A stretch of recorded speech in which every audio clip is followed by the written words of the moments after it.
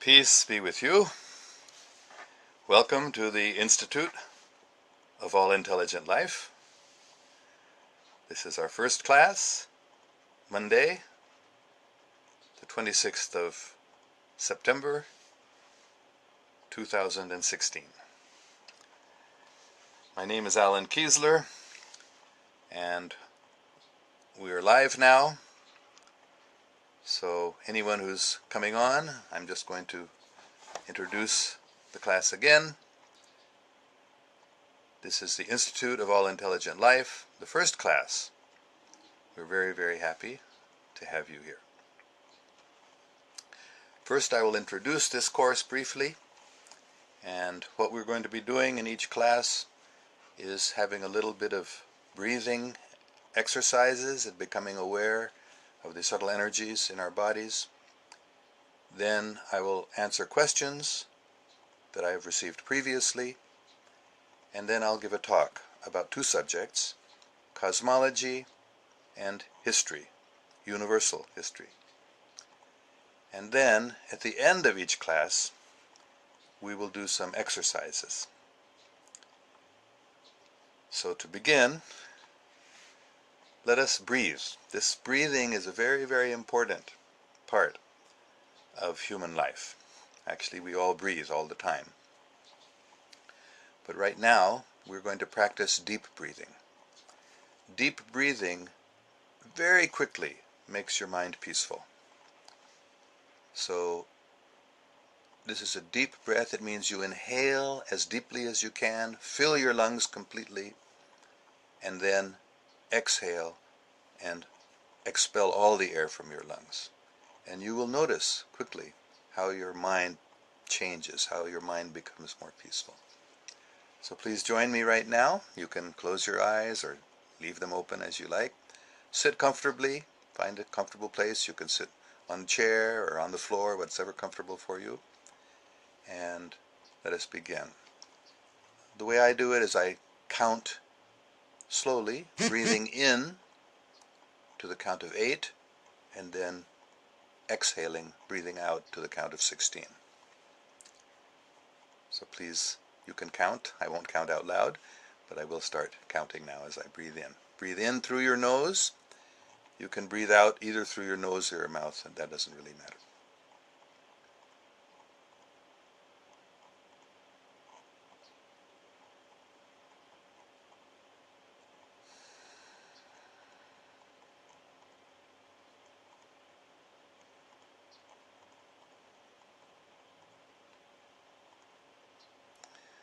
I just did one breathing in and breathing out. Now we'll do one more.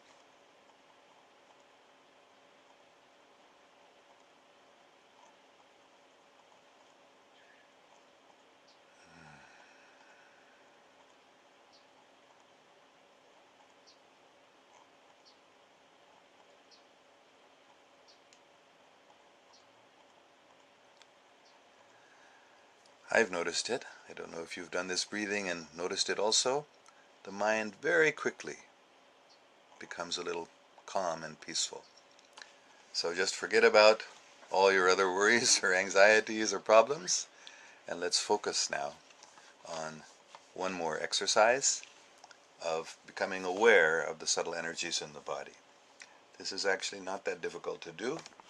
If you put your hands like this, and then just take them apart slowly a little bit, about this far, and then bring them back closer together again, and just feel the sensations on your palms and on your fingers. Can you feel something?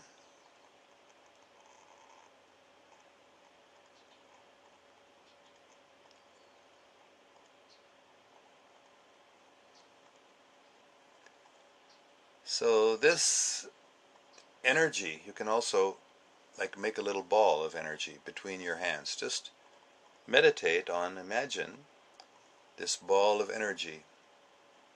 And this is actually a real ball. This energy is real. And you can feel it a little bit. Those who are advanced in this, they can actually throw the ball. and have physical effects.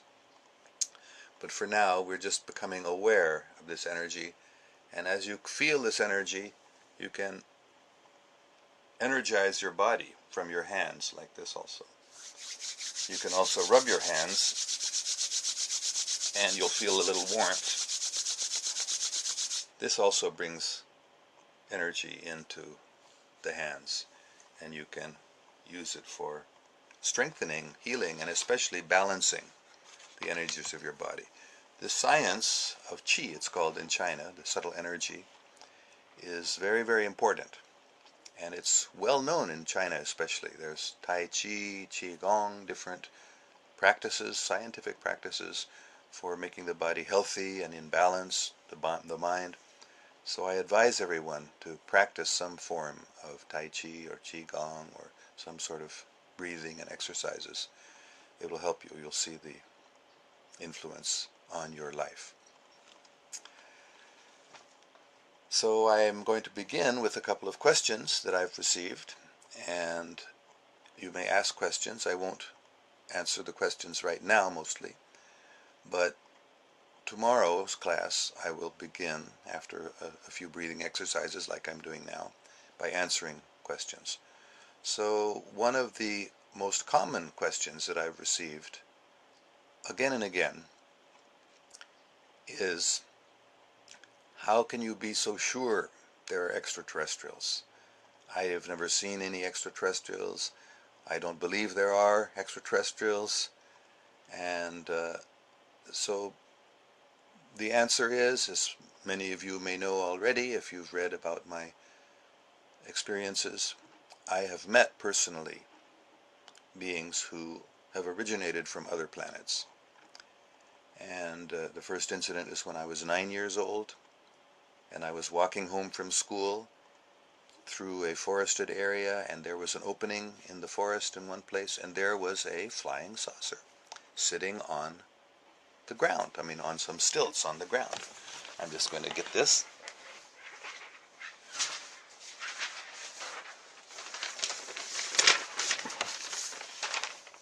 This is a drawing I made of that, what I saw. And as you can see here in the drawing, there's somebody standing, or several people standing in the doorway. And I was only 9 years old, but as I went up that stairway, because that person was a woman and she motioned me to come up, and I did, and this is what I remember her as looking like. So actually that seems to be a mask over her face, which probably means that she was concealing her real identity for some reason. But she was so kind, she was so loving, she embraced me. I felt like she was my real mother. And in fact, when I got home, I told my biological mother, "You are not my mother." And this was the first incident I remember. And I've met that same lady again, most notably when I was this was about 1992 or 93, I was about 45 years old. And I saw the same craft again, but that time it was up in the sky. And I was drawn up into it, and I met her again, and she looked the same age. And later she explained that her species lives for thousands of years, and she had not really aged very much by their calculations in that period of 35, 36 years since I had first seen her. So you may or may not believe it, that's okay, but I know that there are such beings. And the other question that I often receive, I have had other experiences of meeting many other species also, and I've been in a lot of contact. The main way of communication, because I'm always asked, what language did you speak? We spoke in English, but usually these beings communicate telepathically. And that's what we also can do. We do to a certain extent, but we as a human race are just learning about telepathy, and many people have had experiences. You feel like somebody's about to phone you, and the phone rings and there they are. So that's telepathy. So people then often ask me, maybe these beings are jinn. Maybe they're not really extraterrestrials. They live on this planet, they live under the ground or in another dimension. And my answer always is, that is possible. There may be jinn who are appearing to human beings and people think they're extraterrestrials. But my understanding is that jinn are usually sort of negative creatures, whereas this lady in particular was so kind and loving. I could feel for sure in my heart that she was not deceiving me. And many times I've spoken with her since then, and it's confirmed that she is a very kind and loving being. So I don't think she is a jinn. Then what is she? Some people say there are only three types of creatures: jinn, human beings, and angels. Well, that may or may not be. There may be only three types, but there may be millions of types of beings, but in any of intelligent beings. But there may be many varieties of human beings. She could be a different sort of human being. And it's also possible that some of the creatures who people think are extraterrestrials are actually angels. Angels are also from other places. They're not from this earth. So they could be considered extraterrestrials too. So those are the main questions I've received, and I hope that answers clearly these questions.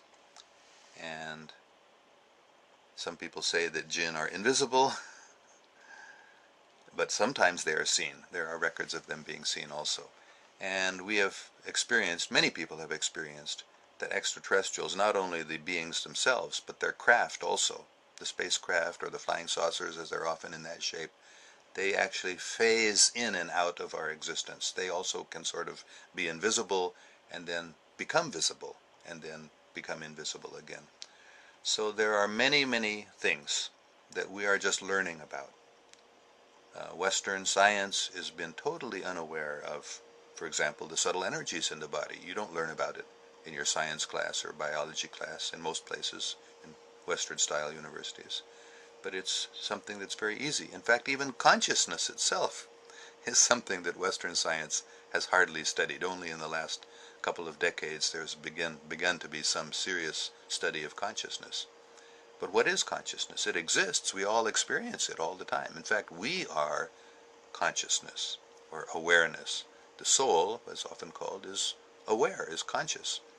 So consciousness is a reality, but Western science has been practically unaware of it. Similarly, the subtle energies of the body, which you could probably feel, as you do this, that energy is a real thing, but Western science has been completely unaware of it, to the great detriment of Western medicine, whereas Chinese medicine with acupuncture, for example, acupressure, and other forms of medicine, traditional medicines around the world, they deal with the subtle energy and heal people on that basis.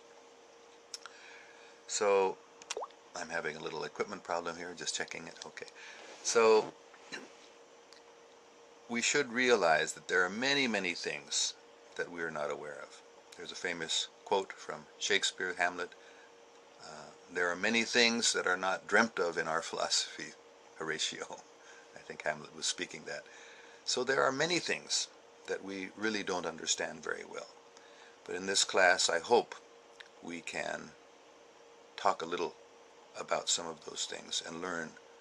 And the most important thing that I've been learning about is the universe, the structure of the universe, and also the history of the universe. So just as an introduction to the cosmos in terms of its structure, this is a very interesting topic, and there are different sources of information, mostly extraterrestrial. And the most important thing, I think, for us to realize is that there are many, many galaxies, and there are many dimensions of existence here within this world that we live in. There's a famous statement or poetic line by Iqbal, the great poet Muhammad Iqbal, that "Sitaron se aage jahan aur bhi hain." There are worlds or universes beyond the stars. So there are many dimensions of existence within this material world, within this world that we're living in, there are different levels of existence. And there are many extraterrestrials who are aware of those different dimensions. But even a good number of them are not aware of the fact that there is another reality beyond this material existence, which I call trans-dimensional. That is, this world that we live in consists of many different dimensions. We experience usually 3 dimensions or 4 dimensions, counting time, up, the x, y, and z coordinates in geometry.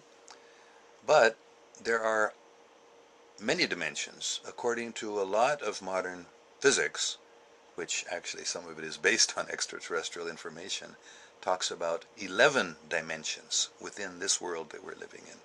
So reality is much more complicated than the official astronomy that we study in our schools admits. But beyond all of these material dimensions, there is also trans-dimensional existence. And again, people ask me, how do you know? Well, you can believe it on the basis of religious belief or something, but you can also go there. And I had that experience more than once. There is a barrier between what you can call material and spiritual reality, or this multidimensional existence and the trans-dimensional existence. But that barrier, although it's very, very difficult, can be crossed. Not by, of course, having a spaceship, or only by consciousness, by purified consciousness, and by a humble and loving mood, one is actually able to pass through that barrier and can enter the spiritual or the trans-dimensional existence. So that's the most fundamental principle of cosmic structure or cosmology that I wanted to begin by sharing. And this is just going to be a short class. These classes are not going to be that long, so I'm not going to talk more about that right now, but I will be happy to do so in the future. And now turning to cosmic history. The most important point again to realize is that this universe, this galaxy, is much older than our planet is. That, I think, is pretty common knowledge. The date that's usually given for the universe is something like 13 billion years, whereas our planet is about 4 billion years old, according to most sources. Both extraterrestrial and modern scientific investigation is sort of agreed on that point. So let us just consider for one moment that other planets have had up to 9 billion years of development more than we have. So because there are millions and billions, even trillions of galaxies that have been seen, and because, not by our eyes of course, but by telescopes, by Hubble telescope, there are billions of stars in each galaxy.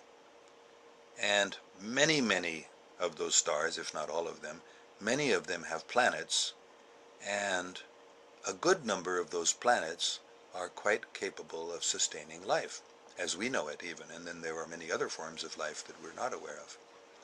So there are literally millions and billions of civilizations within our galaxy alone. And many of them are far, far more advanced than we are. And the first beings who, according again to extraterrestrial sources, and I will go into more detail about this later, about 2 billion years ago, I was surprised when I learned this because I didn't realize it was that long ago. I was thinking maybe hundreds of thousands, maybe millions of years ago were the first intelligent beings on this planet, because there's a lot of archaeological evidence. There's a book called Forbidden Archaeology by Michael Cremo and Richard Thompson that is very, very good, and it talks very, very practically and scientifically about many, many discoveries, archaeological discoveries, which show that there was some sort of intelligent habitation on this planet millions of years ago. Just to give one example, they found these spheres in South Africa, way, way under the ground when they were mining, that by the strata, geological strata of those spheres, and they were not naturally produced. They were definitely created by some intelligent being because they had a groove around them, a ridge rather, around. They were around like the equator of those spheres. So they were clearly designed by some intelligent beings, and they were millions of years old. So, but the first human type beings that were on this planet were about 2 billion years ago. And this race was very, very advanced compared to us. They were much larger physically, but they were much more advanced both mentally and spiritually than we are today. And they discovered this part of the galaxy, which is a very, very special part, actually.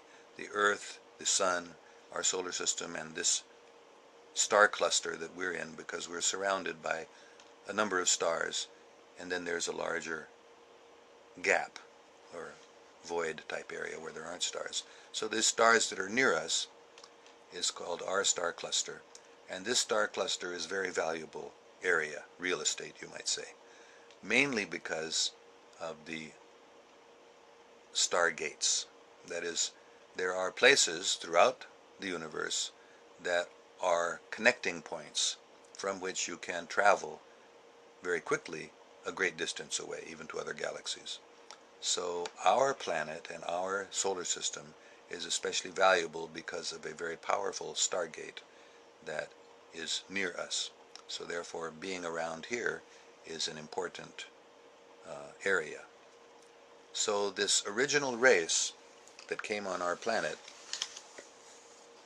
is called often the ancient builder race, because they built devices which we can hardly recognize now what they were, how they worked, but they were meant for specifically protecting our solar system and our area of our galaxy and our planet from others who might come and misuse, for their selfish purposes, might want to use this area.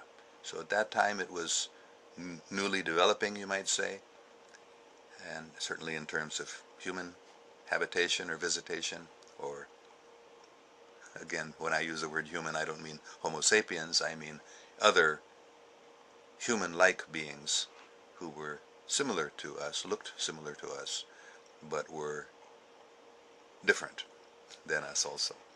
So that original race that looked like us, that came here, they built many, many structures which have been found. Some of them have been found, and they are technologically very advanced, and they are basically meant for protecting our solar system and our section of the galaxy from people who wanted to misuse it or would misuse it for their selfish purposes. So this ancient builder race lived here for a long, long time. And as seems to be the purpose of the universe, they progressed, they evolved, spiritually I'm talking about, not Darwinian evolution, but spiritual evolution, over a long, long period of time. They made further progress in terms of their own conscious awareness, the level of their awareness and the level of their spirituality. And then they left here.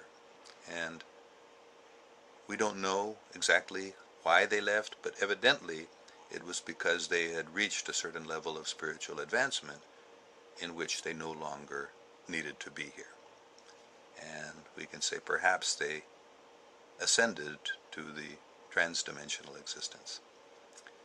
So there are these times of ascension. This is a very important thing to understand in terms of universal history, that there are cycles of history. Just like we have daily cycles of sunrise, noon, sunset, night, we have monthly cycles of the moon, and we have yearly cycles, spring, summer, fall, winter. There are also cycles like that in terms of universal, galactic, and stellar activity. So the two most important cycles, the one that's very obvious, that if anyone who's studied little astronomy knows, our entire galaxy is also rotating, just like our planet is rotating to create the daily cycle, and the planet is rotating around the sun to create the annual cycle. Similarly, the entire galaxy is rotating around the center of the galaxy, and that is one cycle which is very important in terms of galactic development. But there is also another cycle which has to do with our sun, our solar system, which also circles. And this is described by modern Western astronomy as the precession of the equinoxes. And it's said that our Earth, which rotates of course, also wobbles on its axis. So that's actually not a correct explanation. The real reason why the sun appears to be wobbling on its axis is because the stars, we can observe the stars over a long period of about 25,000 years, the stars move in a slightly different pattern. That is, the North Pole star moves. Right now, Polaris is the North Pole star, but thousands of years ago, Tuban, another star, was, and then the North Pole, that is where the North Pole is pointing, rotates around a circle on which Polaris exists, on which other stars exist, and sometimes there is no North Pole star because the North Pole is not pointing to any one star. So this is very important information to understand, that precession of the equinoxes is not caused by the Earth wobbling on its axis, but it's caused by the sun and another star circling each other. So recently, Western astronomy has realized that most stars are at least double stars. Originally they thought, stars are singular, then they started finding double stars. There are triple stars, just like Sirius, which is the brightest star in our sky because it's quite near to us and only a few light years away, and it's a very large star. It's actually three stars. There are actually three stars in the Sirius star cluster. Not star cluster, but the star itself consists of three separate stars that we originally, when we look at Sirius at night, we can see it very bright, flickering. Sometimes it looks like it's flickering colors even when it's near the horizon. Yellow, red, blue, green even. So that star is actually three stars. So our sun also has a companion star, but it's infrared. It's not visible to the naked eye. But those two stars, our sun and this other companion star, circle each other. So that circling of each other is what causes the precession of the equinoxes. So this is another cycle which is very important in human history, just like our daily, monthly, and yearly cycles are important. This 25,000-year cycle is very important. And human history actually reflects that also, which we'll be getting into more details as we discuss the history of our planet in the last thousands of years. But the point I'm making is that this precession of the equinoxes is caused by another cycle, not by a wobble of the Earth's axis. And that cycle has, just like spring, summer, fall, winter, there are different features of our seasons in terms of climate, especially. We notice the temperature goes up and down.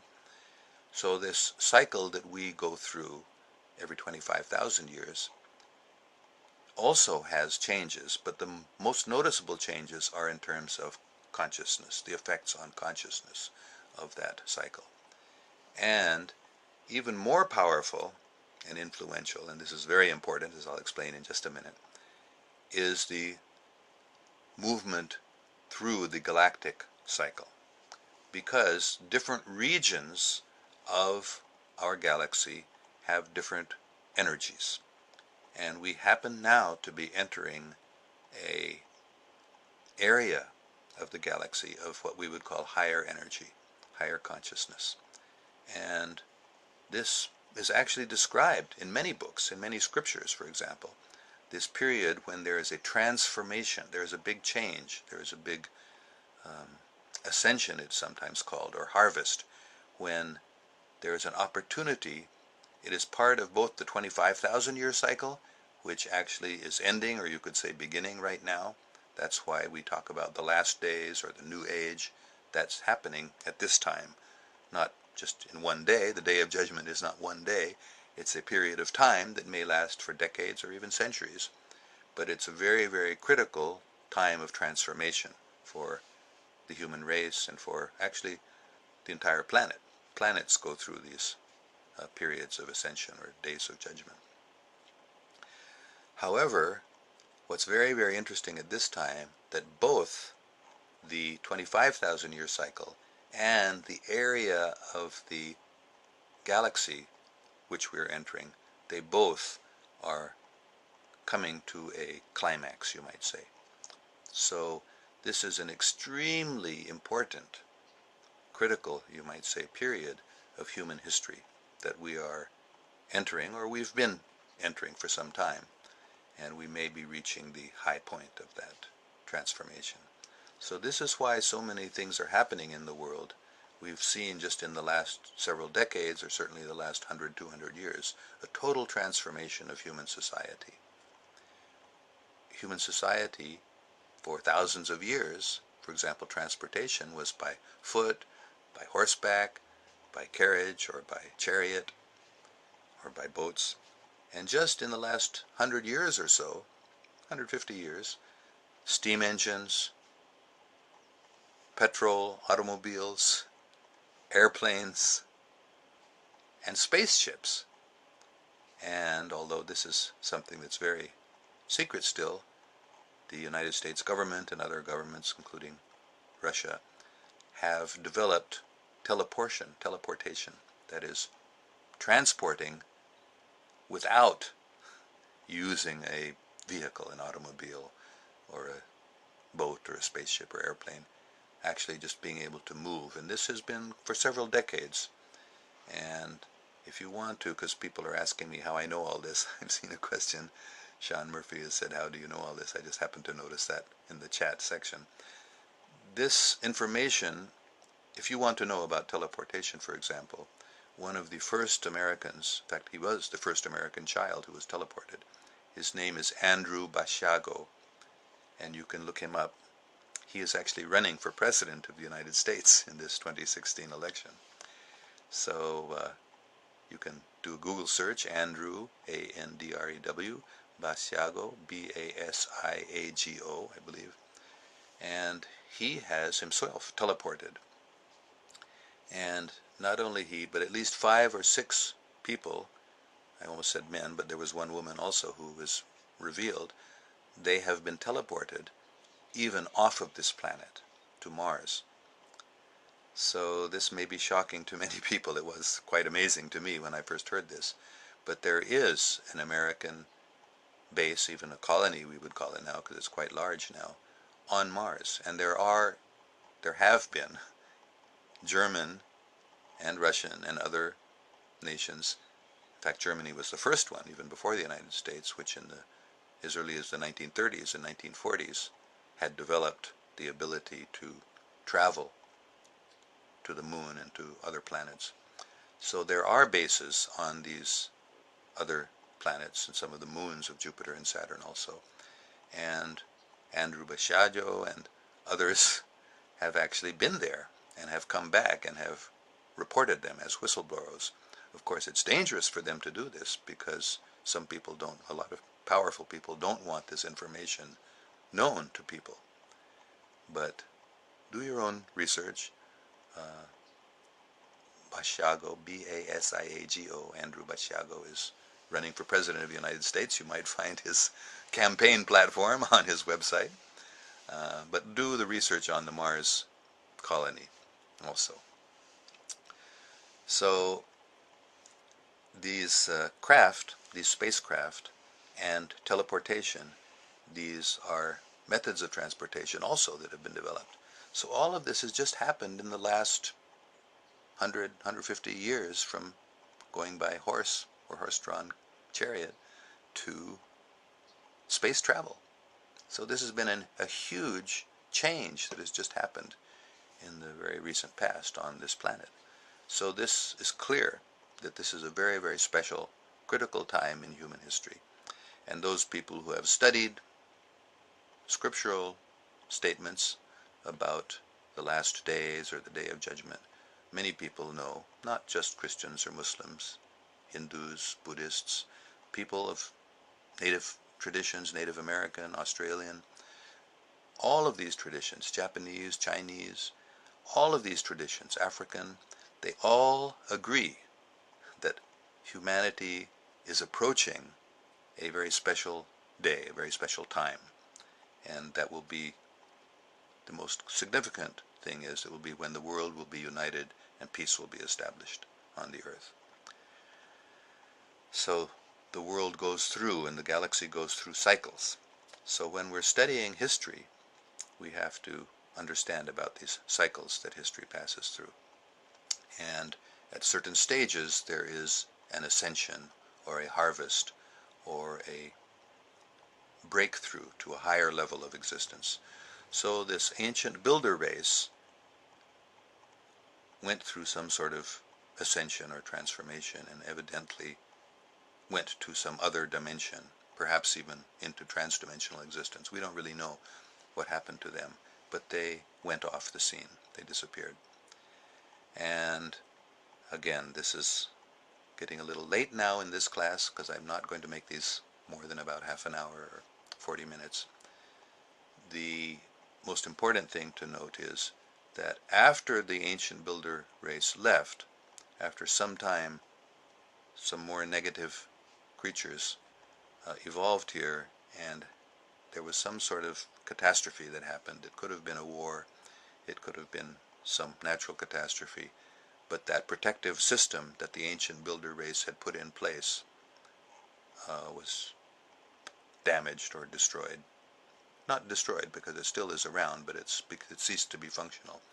So at that time, some very negative races came, and they put the earth in a bad condition, and that's why we're suffering. In our history that we know about is full of suffering. It's full of wars. It's full of people being even bewildered, confused about what's going on. But that's not the natural condition. It is natural in terms of cycles, but it's not the usual condition for people to be so confused and disturbed and fighting all the time as we've experienced for the past thousands of years, at least, on this planet. So I'm looking forward very much to reading everyone's questions. But let me just point out, somebody has just said, Asad Rauf Khan has just written, I just Googled him, Andrew Basiago. It's A-N-D-E, he has spelled it A-N-D-R-E-W, then B-A-S-I-A-G-O. It's not pronounced Basiago, he's Polish. It's Basiago, I think is the correct pronunciation, but the spelling is correct. I'll repeat it one more time, and you can all Google it also. Andrew, A-N-D-R-E-W, Basiago, B-A-S-I-A-G-O. And you can read there about this gentleman. He's a lawyer and very well educated, but he was part of the teleportation project. And there's much more that's even more amazing than teleporting, which you can read about if you go on his websites. All right, thank you very much. I'm very, very happy that we've started this classes, and we will continue every day at the same time. That is 6:30 a.m. here in California, and at the present time, that is 6:30 p.m. in Pakistan.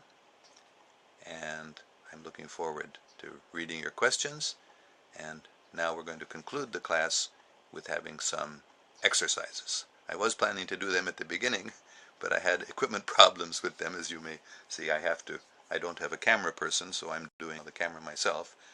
So now I have to set up the camera a little differently so that you can see me doing the exercises. Again, this is optional, of course, but I highly recommend that you do some sort of bodily exercises, Tai Chi or yoga. So this, what I'm doing is, it's actually my own, not my own invention, but my own development of a yoga practice. So many of the positions people who know about yoga will recognize. Other positions are not very typical yoga positions, but they've just felt meaningful to me, so I've used them. So let's see if I can set this up without having too many problems here. And this is actually a very simple exercise, but it might seem a little complicated at first, but after some time you can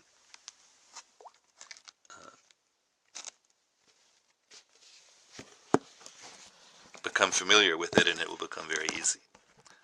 Okay, I'm just trying to set this up in such a way that you'll be able to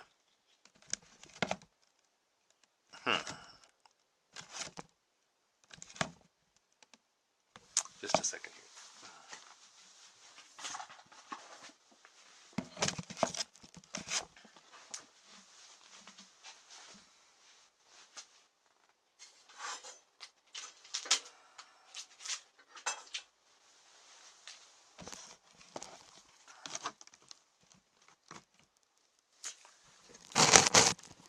Okay, here we go. I think I've got it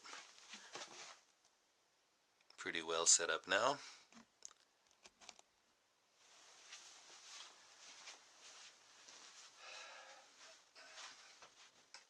So, oops, I guess I'm going to have to adjust this a little bit more.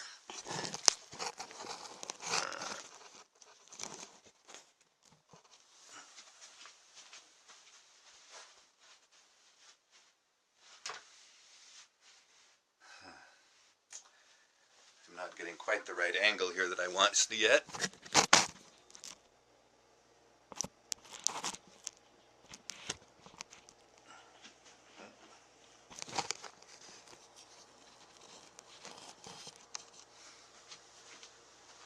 There we go. No. All right. We'll do it like this. So you just stand. I'm going to have to bend down because the camera's not getting on the right angle. But again, you can close your eyes or leave them open. And I'm sorry, this is, I don't know. I thought I had this all worked out because I have done this the last couple of days, but for some reason this right angle is not coming now. So let's see how I can use something else here to adjust this angle here. Sorry about this. I need to find something else that will be heavy enough to support. I know what I'll do. I'll just put something else here and hope that this does it.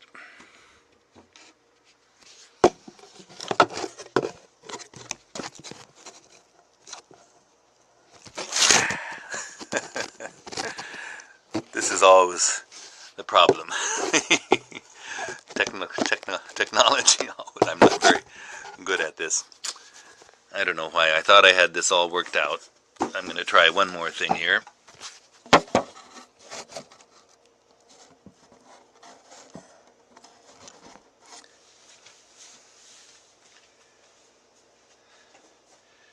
Okay, let's hope this will work.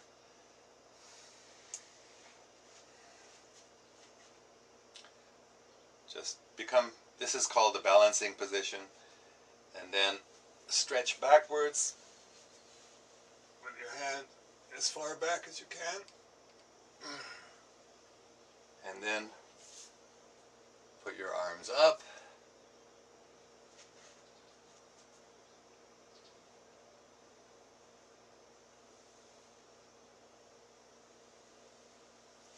and bend down, touch your toes, and then put your left foot forward.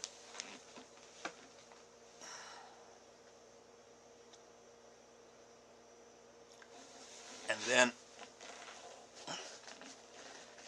this, again, you can't see this very well, but I'll go from this side so you can see it this way too.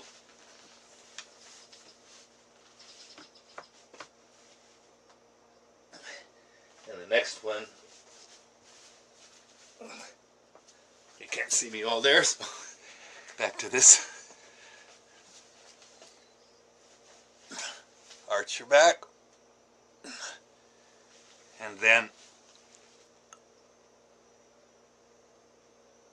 And then finally, just lying flat on the floor with your arms out. And you can rest here, relax for a minute. And then back up this pose. And this one.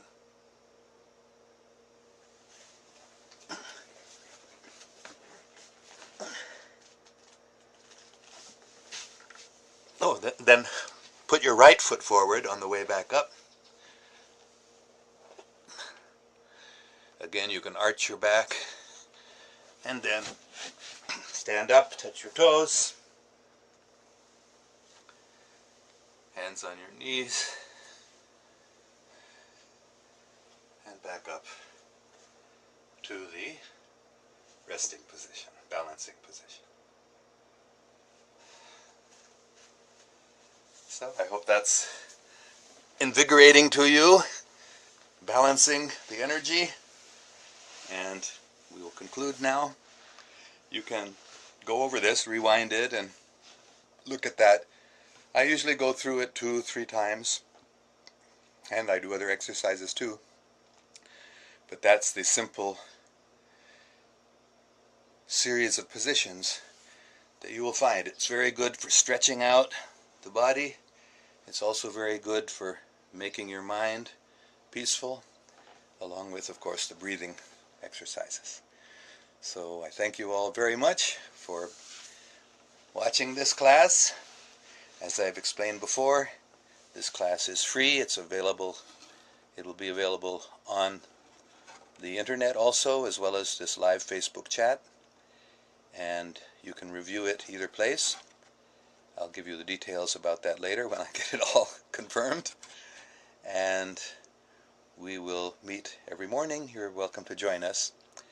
And if you want to, as I really appreciate it if you would, give some donation or pay the tuition for the class, which is all explained in detail on the website, allintelligentlife.com.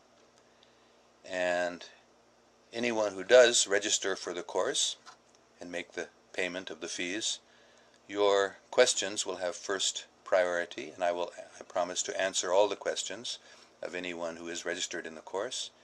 And you will also get a certificate at the end of the course, and you will be able to participate in the course by selecting one book. You can choose any book of your choice that has to do with cosmology or universal history, and you can compare that book with what I'm teaching.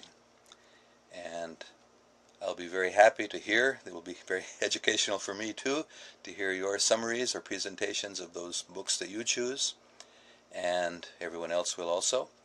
And then we will be able to discuss and compare them, and I will answer questions that you may have or that others may have about that comparison.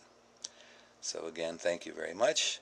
I really, really am happy that this class has started, and I look forward to answering your questions, and I look forward to having you again tomorrow and every day at the same time. May God protect us all.